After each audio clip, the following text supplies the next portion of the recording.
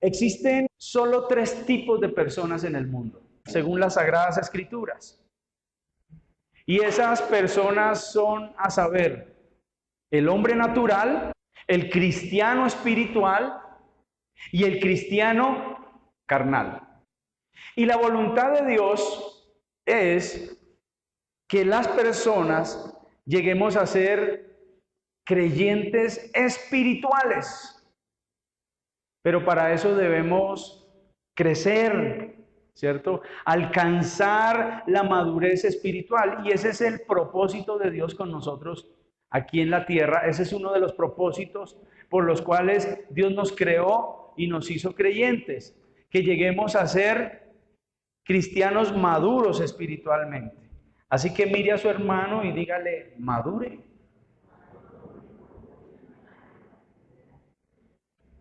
Porque si de algo sufre la iglesia cristiana hoy día es de inmadurez. Así que yo quiero compartir con ustedes acerca de esos tres tipos de personas. Y el primero es el hombre natural. Esos tres tipos de personas los encontramos en la Biblia, en un texto, uno tras del otro. Y está en Primera de Corintios, capítulo 2, versículo 14. Dice, pero el hombre natural no percibe las cosas que son del Espíritu de Dios, porque para él son locura y no las puede entender porque se han de discernir espiritualmente. Dejémoslo ahí.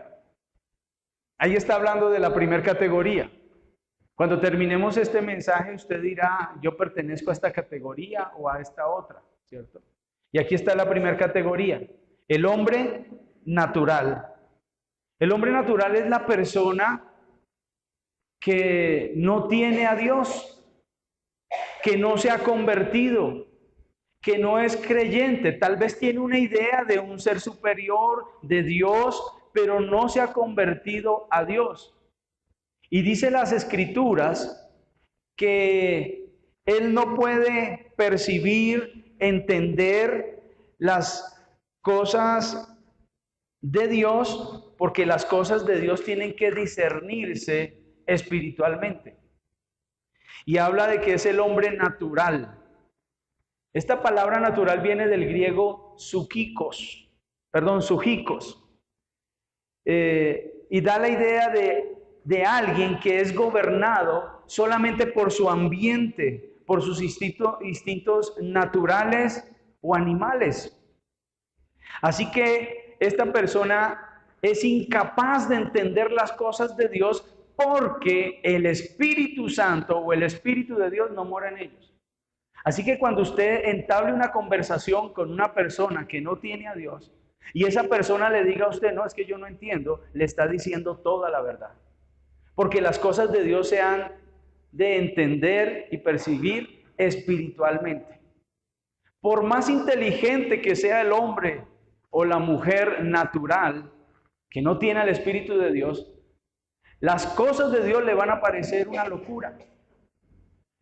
No van a poder percibirlas, tratarán de hacerlo, pero hay cosas del Espíritu de Dios, de las cosas de Dios, que no caben en la mente del ser humano natural. No las puede percibir, porque para él son locura. Esta palabra locura viene del griego moría, que significa payasada, tontería, algo absurdo. Y es por eso que el mundo natural le parece que los evangélicos cristianos que tienen al Señor son una gente absurda y hasta payasos. Y por eso es que mucha gente que no conoce a Dios cree que todo este tema del cristianismo es toda una payasada y no pueden entenderlo. Pero no lo pueden entender porque el Espíritu de Dios no está en ellos y no pueden discernir las cosas de Dios. Por más inteligentes y brillantes que sean, hay cosas del Espíritu que no se pueden recibir meramente por la intelectualidad.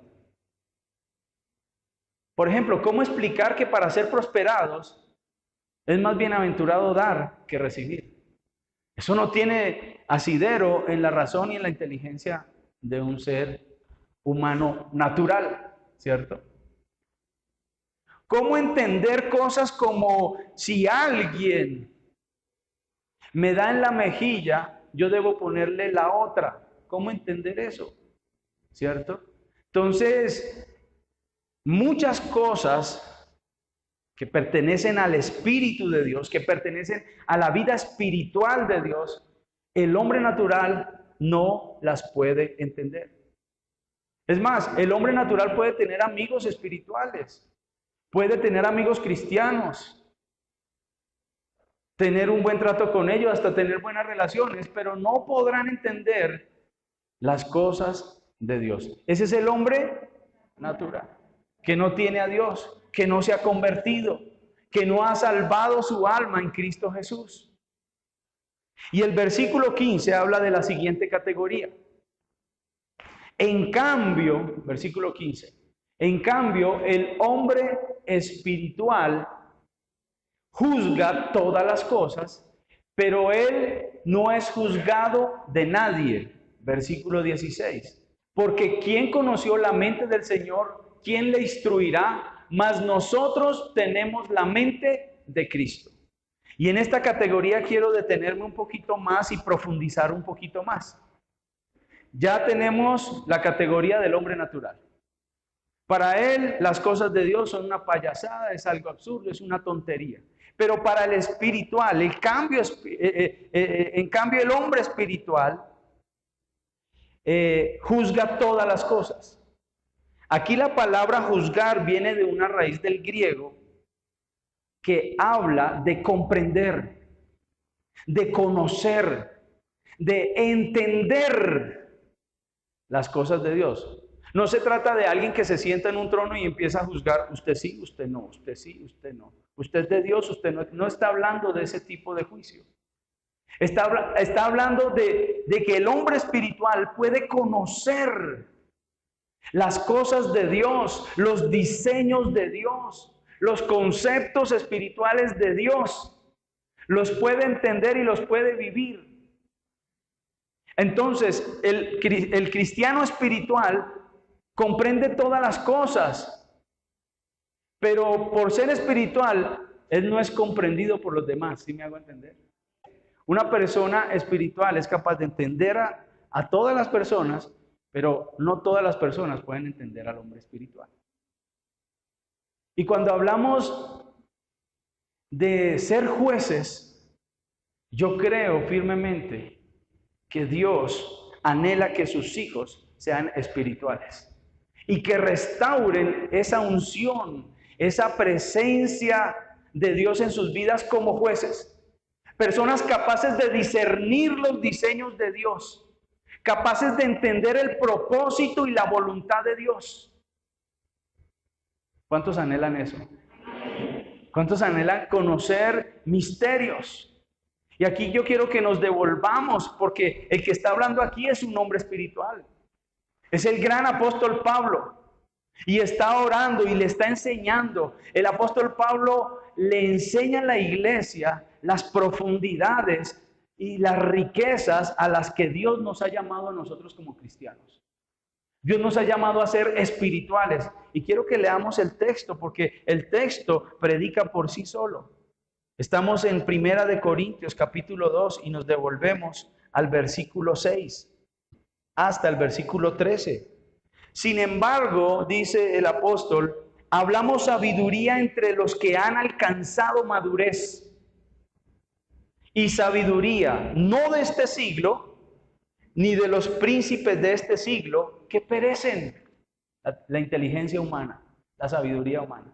Mas hablamos sabiduría de Dios en misterio, la sabiduría oculta, la cual Dios predestinó antes de los siglos para nuestra gloria. ¿Para qué es la sabiduría de Dios? Para nuestra gloria. ¿Cuándo? Cuando nos muramos. No, aquí en vida. Y dice, la que ninguno de los príncipes de este siglo conoció. Porque si la hubieran conocido, nunca habrían crucificado al Señor de gloria. Antes bien, como está escrito, cosas Mire lo que ve el espiritual. El cristiano espiritual tiene acceso a los misterios y a las cosas escondidas de Dios.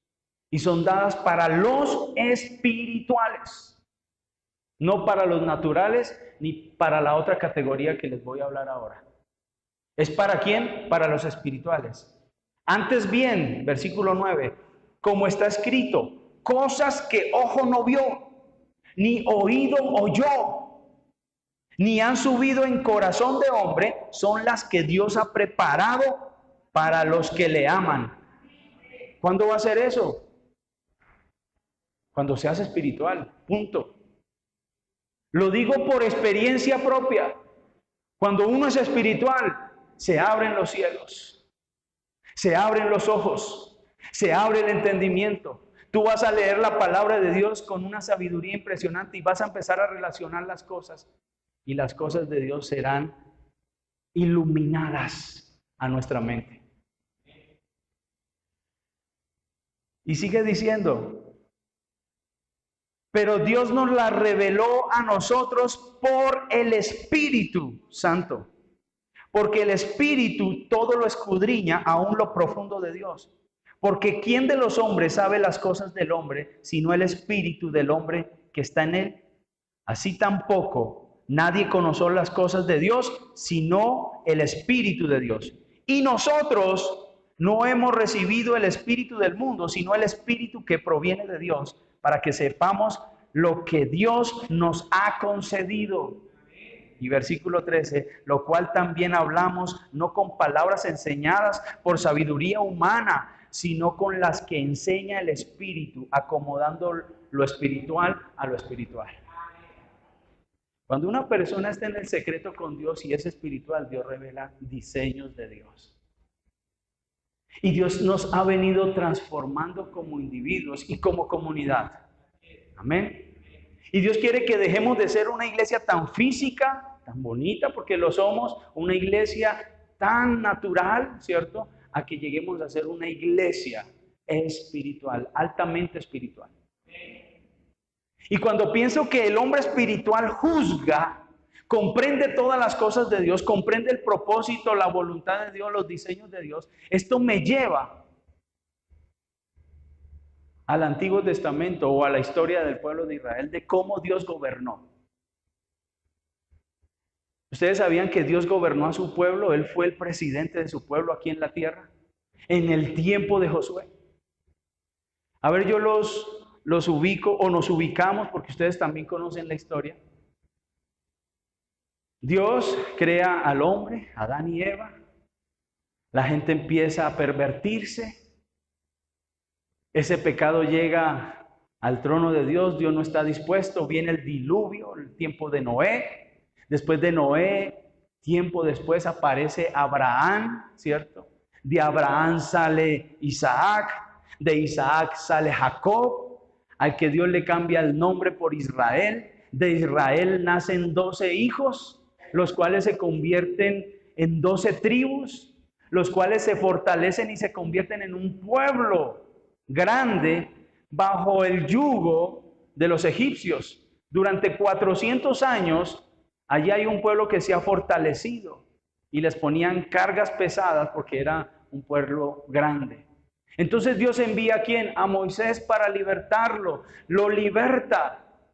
Y por causa de la incredulidad de este pueblo dura 40 años en el desierto. Pero una vez pasa esa generación, porque Dios envió un castigo a esa generación, de que no pisarían la tierra que Él había prometido. Entonces muere esa generación y levanta a Dios ¿a quién? A Josué.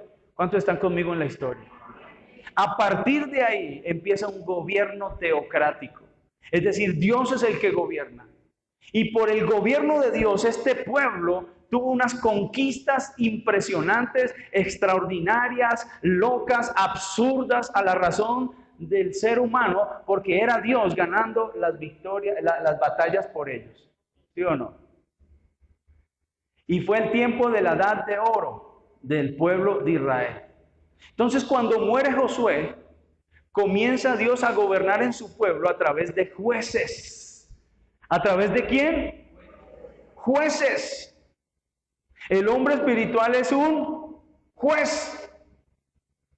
Y los jueces tenían ciertas características. Por supuesto, eran personas comunes y corrientes, pero Dios los llenaba de su presencia para ejecutar sus propósitos, su voluntad y sus diseños. Y vemos a Débora, vemos a Gedeón, vemos a Otoniel, vemos a Sansón, vemos a los diferentes jueces que se levantaron. Muere Josué, y entonces el pueblo, como no tiene orientación, no tiene quien los guíe, y Dios es el que está dirigiendo, entonces Dios le levanta un juez. Entonces ellos se orientaban y se perdían y hacían lo malo, entonces Dios levantaba a un hombre lleno del Espíritu Santo. En ese entonces la presencia del Espíritu Santo en los individuos era intermitente, no era continua. Entonces Dios tenía que levantar a alguien para que fuera juez, para que juzgara entre el pueblo lo que era bueno, lo que era malo, porque conocían y comprendían las cosas de Dios. Y entonces este pueblo recibía orientación de Dios, y este pueblo recibía la guianza de Dios, y este pueblo era liberado. Así que estos jueces también eran ¿qué? Libertadores del pueblo. Dios quiere hacer de nosotros jueces. Dios quiere hacer de nosotros libertadores. Pero la única manera de ser personas que bendigan, que disciernan entre el bien y el mal, que disciernan y conozcan los misterios de Dios, se requiere ser una persona que espiritual. Y eso no es algo inalcanzable. Eso no es una utopía como algunos piensan. Esa es la voluntad de Dios para la iglesia cristiana. Dios quiere que nosotros estemos en la categoría de cristianos espirituales. Cristianos que conocen los secretos de Dios. Cosas que ojo no vio ni oído oyó son las que Dios tiene preparadas. ¿Para quiénes? Para los espirituales. ¿Cuántos quieren esa unción? Y yo creo que Dios ha venido sobre nosotros para empezar a restaurar ese tipo de categoría en nosotros. Entonces tenemos una iglesia que es muy física, pero le falta ser espiritual. Juzga todas las cosas. El espiritual juzga todas las cosas. Conoce los misterios de Dios. Cuando usted es espiritual, usted se convierte en una bendición para cualquier persona. Cuando usted es espiritual, usted tiene que decirle algo a las personas. Cuando usted es espiritual, usted dice y algo sucede. La palabra que usted vota es una palabra poderosa, pero para eso usted tiene que ser espiritual. Y todo lo que conlleva ser una persona espiritual. Una persona espiritual es aquella que está en santidad. Una persona espiritual es aquella que está en pureza. Una persona espiritual es aquella que camina con el Espíritu Santo. No solamente camina, está sumergido o sumergida en la presencia de Dios. Esa es una persona espiritual. Y quiero decirles nuevamente, no es inalcanzable.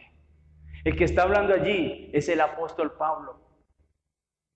Y aquí aparece la siguiente categoría. Seguimos en el mismo texto leyendo el corrido y pasa al capítulo 3, versículo 1. Dice el apóstol Pablo lo siguiente, esta es la tercera categoría. De manera que yo, ¿está hablando quién? Casi que dice, de manera que yo, que soy espiritual, ¿cierto? Pero no lo dice. De manera que yo, hermanos, ¿le está hablando a quién? A hermanos. No le está diciendo, de manera que yo, impíos, hijos del diablo, hombres naturales, no les está diciendo así. Aquí aparece otra categoría, dice, de manera que yo, hermanos, quiere decir, es gente que es cristiana. Es gente que ha sido salva por la misericordia y por la gracia de Dios. Se va a referir a la tercera categoría. Dice, de manera que yo, hermanos, que soy espiritual, no puedo hablarles a ustedes como a espirituales, sino como a carnales, como a niños en Cristo. Así que aparece la otra categoría y son los cristianos carnales. Y quiero decirles, hermanos, sin temor a equivocarme, que la gran mayoría de la iglesia cristiana está en esta categoría. Cristianos carnales. Cristianos carnales. ¿Quiénes son los cristianos carnales? Son personas que por la misericordia de Dios han sido salvas, pero viven como gente natural. Y tampoco pueden entender muchas cosas de los espirituales. Los cristianos carnales andan juzgando al hombre espiritual, tratándolo de entender. Y hasta juzgan cosas que los espirituales hacen. ¿Cierto?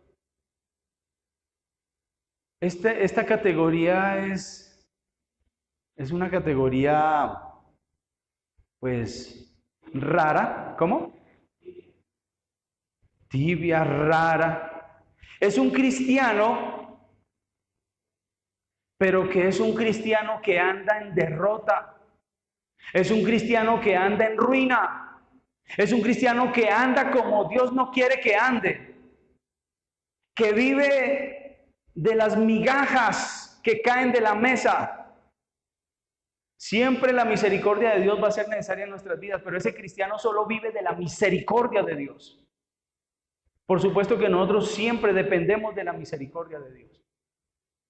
Es Dios dándole siempre a esa persona lo que no se merece. ¿Qué es justicia? Recibir de Dios lo que merecemos, ¿cierto? Si tú eres un buen padre, mereces ser honrado. Eso es justo. Si eres un mal padre, mereces que tus hijos te desconozcan. Eso es justicia. Y a veces Dios aplica justicia y paga a nosotros lo que nosotros merecemos, porque Dios es un Dios justo. ¿Qué es gracia? Es Dios dándonos a nosotros lo que nosotros no merecemos. Eso es gracia. Y por su gracia Dios nos dio salvación. ¿La merece algún ser humano? Nadie merece. No hay justo ni aún uno, ¿cierto? Por lo tanto, no merecemos ser salvos, pero Dios nos dio de su gracia. ¿Y qué es misericordia? Es Dios dándonos a nosotros lo que nosotros no merecemos. Amén. Así que hay muchas personas que están viviendo ahí gateando como creyentes, porque son creyentes carnales. Así que el creyente carnal es un creyente, pero es un creyente derrotado, arruinado, que siempre vive en las mismas. Que vive siempre revolcándose en el mismo pecado. Le pasa lo de Camilo Sesto. Bueno, yo sé que Camilo Sesto es un cantante de los 60, 70, 70, ¿cierto? De los 70. Él decía, tropecé de nuevo con la misma piedra, ¿cierto? Creyentes que tropiezan siempre con la misma piedra.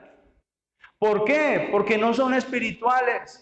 Porque no han desarraigado el pecado que está aún enquistado, aún en su propio cuerpo. No solamente en su alma, sino también está metido en su cuerpo. Por su sangre corre pecado. Y yo sé que todos nosotros tenemos una naturaleza pecaminosa que nos conduce a pecar. Así que la naturaleza caída, pecaminosa, es una cosa y el pecado es otra. El hombre espiritual puede convivir con una naturaleza pecaminosa, pero puede vivir sin pecado. Y ese pecado ha dominado y se ha enseñoreado del hombre carnal. La palabra carnal, también miré, el original griego viene del griego sarkikos, es algo parecido a sujikos, ¿cierto?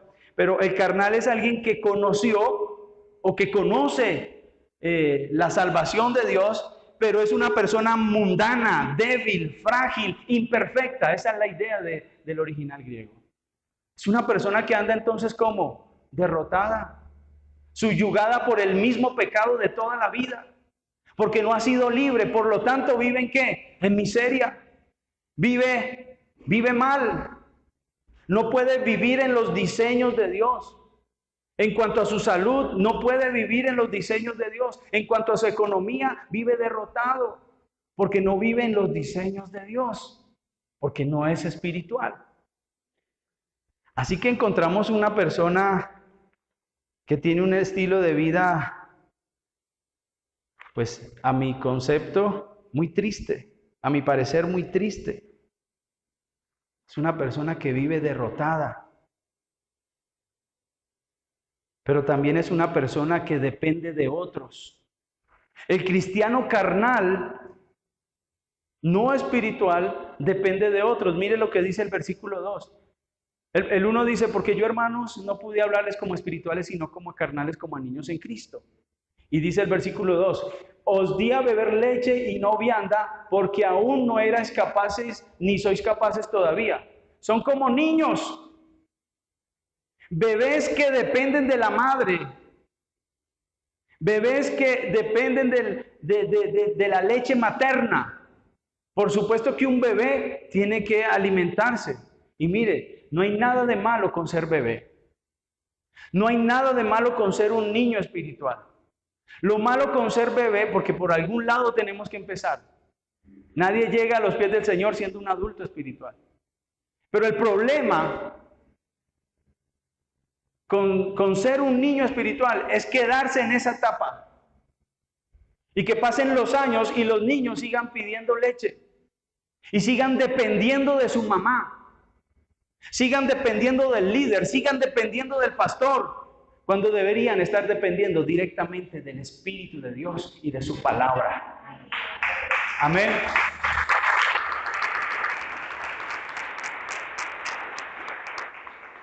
Así que son personas que dependen de otros. El cristiano carnal depende de otros siempre. Ay, el pastor no me visita, el pastor no me saluda.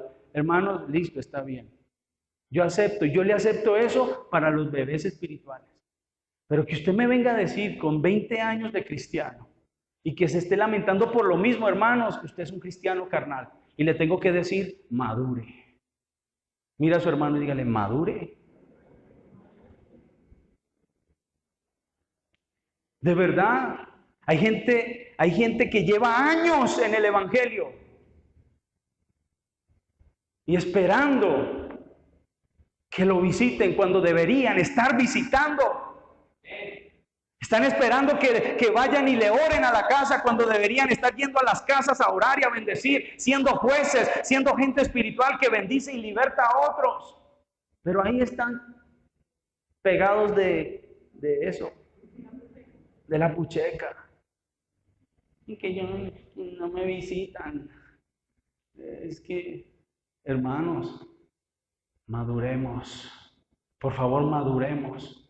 Y se van. Y sabe, estos cristianos carnales no solamente están derrotados, no solamente están mal por el pecado, sino que están dependiendo de otros, sino que también es gente que trae división a la iglesia y dañan la iglesia. Versículo 3 en adelante. Versículo 3 y 4. Mire lo que hacían estas bellezas. Porque aún sois carnales. Pues habiendo entre vosotros celos, contiendas, disensiones, ¿no sois carnales y andáis como hombres? Versículo 4. Porque diciendo el uno, yo ciertamente soy de Pablo, y el otro, yo soy de Apolos, ¿no sois carnales? Pablo les está hablando, siendo espiritual, les está llamando la atención a estos corintios, porque era una iglesia altamente carnal. Y les llama la atención. Ustedes viven agarrados, celos, iras, contiendas, disensiones. No, que a mí me gusta más Pablo. No, a mí me gusta más Apolos. Ya madure. ¿Quién es Pablo y quién es Apolos? Colaboradores de Dios, dice el apóstol Pablo. Yo planté, Apolos regó, pero el crecimiento lo da Dios. Así que nosotros somos simplemente colaboradores de Dios y los cristianos carnales andan trayendo división a la iglesia. Esta iglesia estaba dividida por los chismes, por las murmuraciones, porque eran cristianos carnales, gobernados por sus pecados, gobernados por su dependencia de otros. No eran espirituales. Ay, hermanos, yo sinceramente tengo que decir que a mí las personas que más daño me han causado y más problemas me han causado no son ni siquiera el hombre natural. Por ahí nos ponen pajaritos en la entrada y nos hacen rituales. Pero la mayoría de dificultades en la iglesia siempre se da por los cristianos carnales. Los que ponen pereque por todo. Y la verdad, eso me cansa, como pastor me cansa. A veces digo, o sea, yo abro mi corazón, yo quiero serle sincero. Me cansa y hasta me fastidia mi espíritu. Porque Dios me mandó a ministrar a la necesidad de las ovejas, no a la necedad de las ovejas. A veces hay ovejas muy necias. Yo sé que hoy no vinieron al culto. O sea, no están aquí, no somos nosotros. Esas son otras iglesias, ¿cierto? ¿Cierto? Pues para que no se sienta usted. Pero a veces uno da un consejo y hacen lo contrario. Uno les habla de los diseños que Dios tiene y hacen lo contrario. Ministro para que las personas se casen en el orden de Dios, en el pacto, y hacen todo lo contrario. Eso me cansa, me frustra. Iglesia, me quedan 5 minutos. Estoy frustrado. Estoy frustrado con la iglesia carnal. Deberían irse para México porque allá sí son carnales.